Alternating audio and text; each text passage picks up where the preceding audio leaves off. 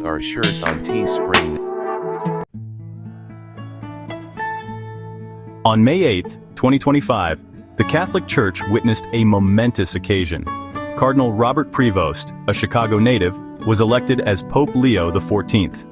This marked the first time in history that an American had ascended to the papacy. The news sent ripples of excitement and anticipation through the global Catholic community.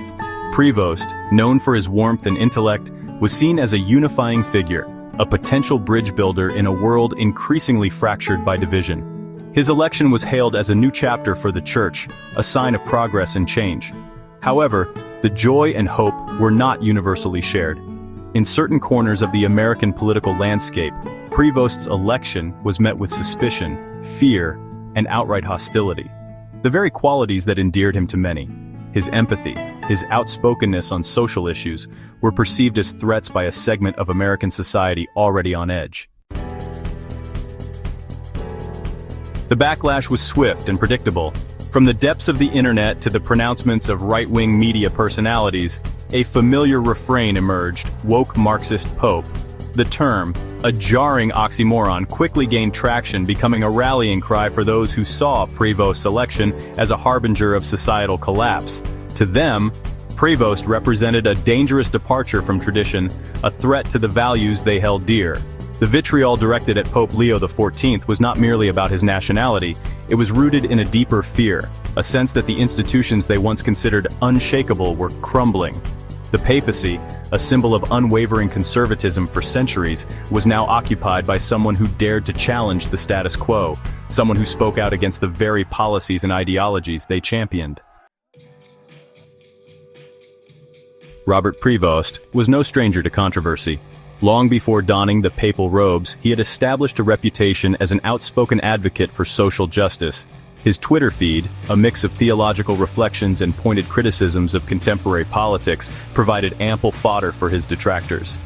Prevost was not afraid to wade into the political fray, using his platform to challenge injustice and inequality.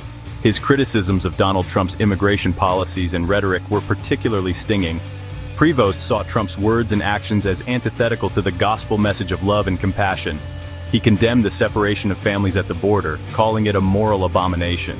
His words resonated with many, but they also earned him the ire of Trump's most ardent supporters. Prevost's stance on immigration, a perennial hot-button issue in American politics, became a lightning rod for criticism.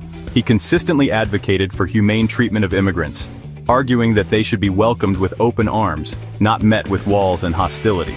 His views, rooted in the Catholic Church's long tradition of welcoming the stranger, were dismissed by his critics as naive and dangerous.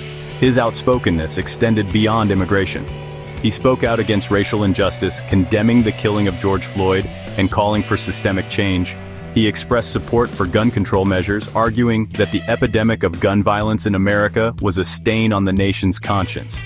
These stances, while lauded by many, further alienated him from those who saw him as a threat to their way of life. Section 5. The Loomer Outrage, a microcosm of MAGA sentiment. Laura Loomer, a far-right activist known for her inflammatory rhetoric, was among the most vocal critics of Pope Leo XIV. She accused Prevost of being anti-Trump, anti-MAGA, pro-open borders, and a total Marxist. Loomer's words, while extreme, reflected a broader sentiment within the MAGA movement, a deep-seated fear and resentment towards anyone deemed insufficiently loyal to Donald Trump and his brand of politics. Loomer's outrage over Prevost's election highlighted the extent to which Trump had become a cult-like figure for a segment of the American population. Any criticism of Trump, even from the leader of the Catholic Church, was seen as an act of betrayal.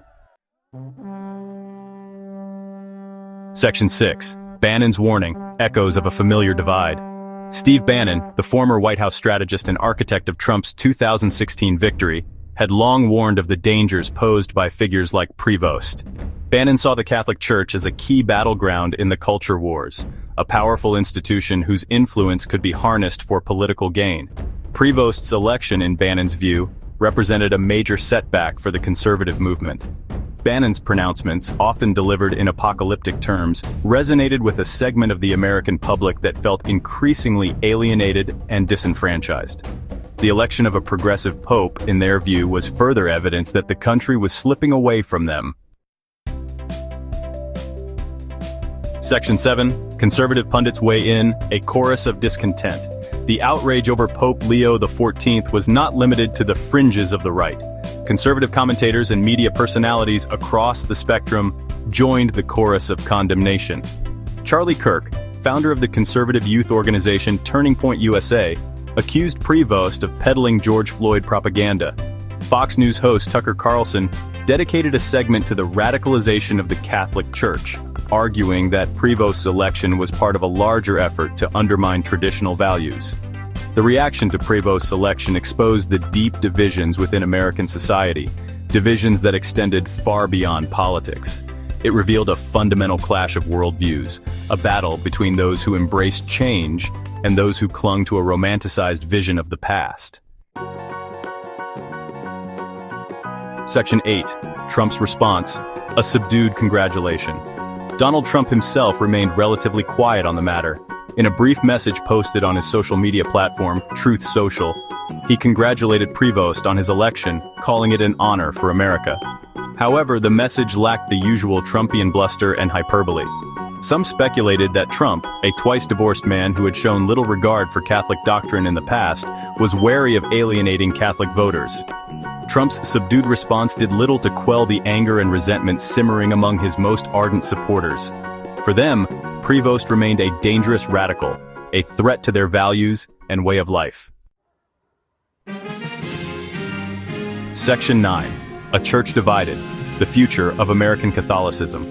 The election of Pope Leo XIV has left the Catholic Church in America at a crossroads. His progressive views have energized many Catholics, particularly young people who have felt increasingly alienated by the Church's stances on social issues. However, his election has also deepened divisions within the Church, alienating conservative Catholics who view him as a threat to tradition. It remains to be seen how Pope Leo XIV will navigate these turbulent waters. His papacy will undoubtedly be shaped by the political and social forces that have come to define American life in the 21st century. One thing is certain, the Catholic Church, both in America and around the world, will never be the same.